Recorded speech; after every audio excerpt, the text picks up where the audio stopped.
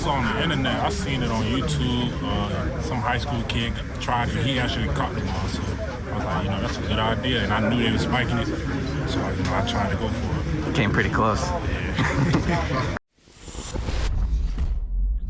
I love it. That's amazing. I love That's it. amazing. That's amazing. Hey, everybody pre-draft that was talking about Jalen Carter this and Jalen Carter that. How many guys do you think are brainstorming ways to make their game better? And they have at all times. Because to come up with that idea, Chris, that isn't something that just falls into your lap. You have to be somebody who is always thinking about, how do I get better? What can I do? What can I do? Hey, look at this. Not, wow, that's entertaining. He's always thinking, what can I do to get better? And my God, if he had pulled that off, that would be one of the all-time great Monday Night Football moments.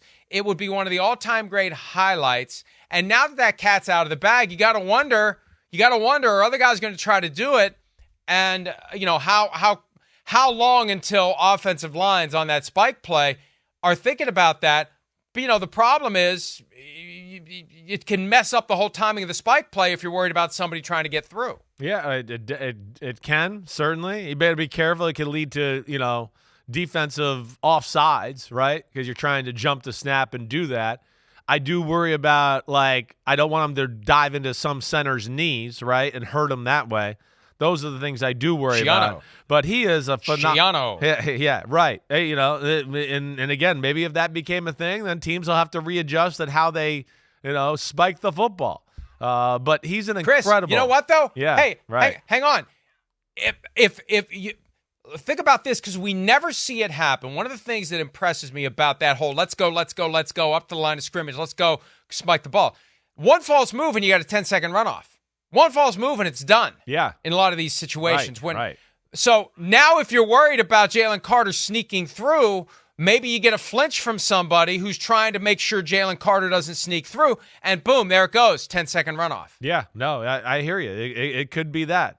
It could go either way. Or he's trying to jump it, and now it's it's a penalty, and the team that was spiking the ball might get 5 yards and is in field goal position now. Right. Now that, but we'll see. He's a phenomenal football player. He really is. We didn't get to see all he has to offer last night, and maybe that's one thing we didn't really talk about enough when we hit on the Chiefs. The Chiefs O-line, other than the first play of the game, did a pretty damn good job, even in the pass rush, containing some of these great defensive linemen for the Philadelphia Eagles. But the Eagles are a handful up front. Jalen Carter is already one of the best defensive tackles in football. I don't think they even played their best game last night as far as that's concerned.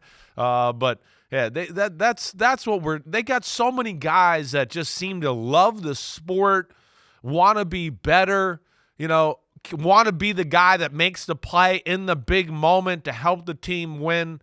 And you can feel that, and you feel that watching them, and you feel that it kind of just leaks through the TV screen and their confidence in themselves that, even when they were kind of taking haymakers and they were in the corner with the guards up and just going, man, we're getting beat up here by the Chiefs, you still felt like they weren't panicked and that they felt like, hey, we'll start to make some plays here when it counts. And of course they did, and they delivered in a big way, pulling off the victory in Arrowhead. And you mentioned neutralizing that great pass rush. I know I thought about this as it was happening early in the game when Hassan Reddick comes around the edge in a season of quarterback injuries galore. Patrick Mahomes, right, one of the guys who he had like a hand thing. He's been on the injury report with that, but only a small handful of guys have made it through so far unscathed all year. Here comes Reddick. First thing I'm thinking is Brock Purdy, because that was that same move, that same around the edge, and Purdy's got his arm back when Reddick hits it. Now, Mahomes still had the ball tucked, so it wasn't an issue, but Reddick got him clean. Reddick hit him hard. He hit him hard. Right. Early in the game.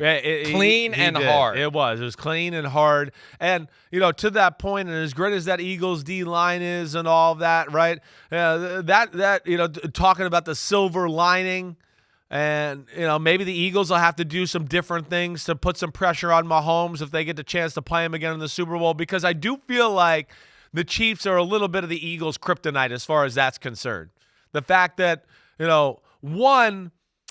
early, the first touchdown drive of the game by the Kansas City Chiefs. They ran the ball, and if you remember, it was a lot of quick little, Mahomes is so special, and even the quick wide receiver screens and the pick plays because he can get the ball out of his hands quicker than anybody in the game with weird angles and still throw the ball on point. So they do that. That wears out the pass rush. Then Mahomes, he was under pressure a bunch of times last night, but Mahomes stands in the pocket and waits for people to come open to the last second, about as good as anybody in the sport at times, let alone then he also can move.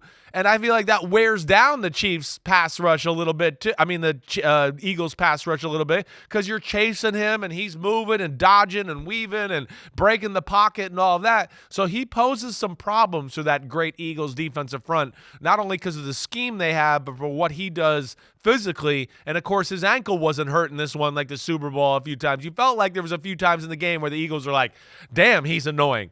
Damn, I can't contain this guy. Who the hell is he? He's Houdini out there. He's special that way, but it was a great matchup to watch that Chiefs D-line versus our Chiefs O-line versus that Eagles D-line. The Eagles, and this is very fitting, the Eagles are Rocky Balboa and the Chiefs are Apollo Creed, and we can only hope. A little bit, and you're I know right. that the fans of the other teams want it to be different, but as a generalized fan of the game who loves great stories and great moments, we can hope for Rocky 2. We can hope for the rematch. We can hope that the Eagles have that speed, like Mickey said, when Rocky finally catches the chicken who's darting all over the place that Rocky wasn't able to catch at first. I feel like a Kentucky Fried Idiot.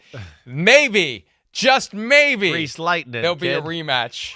Hi, it's Mike Florio. Thanks for watching PFT on YouTube. Hit subscribe for the latest news and analysis from Pro Football Talk.